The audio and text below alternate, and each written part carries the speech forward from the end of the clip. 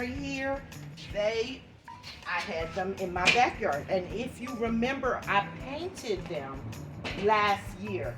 So I gifted these to my sister. We're gonna get them all cleaned up. And I already told her she'll have to buy some new cushions for them when they come on sale at Big Lots. But until that day happens, honey, we're gonna make these work. Welcome back to Amethyst Adventures, and welcome if you're new. Today I am soldiering on at my sister's house, and we're working on the patio.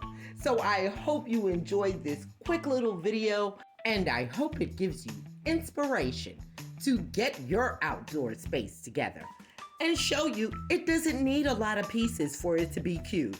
So check this out. I have this rug. It was actually left behind by a tenant, and I hosed it down, and we're gonna use it out here on my sister's patio.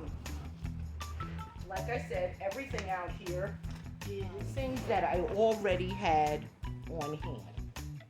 So I'm gonna give this rug a try out here and see how this goes.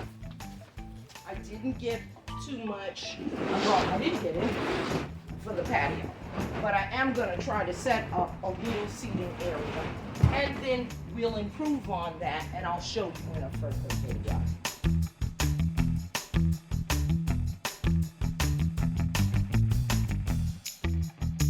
Oh, that looks great. And these chairs.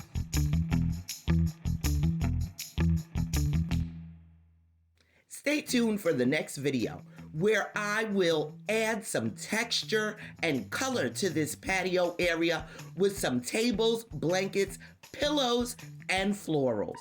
So stay tuned for that. But for right now, I wanted to give baby sis just a little area to sit down outside and have a glass of wine after work, and she loves it. If you enjoyed this video and it gave you inspiration, give your girl a big thumbs up and consider joining the Amethyst Adventures family. Thank you so much for watching, and until next time.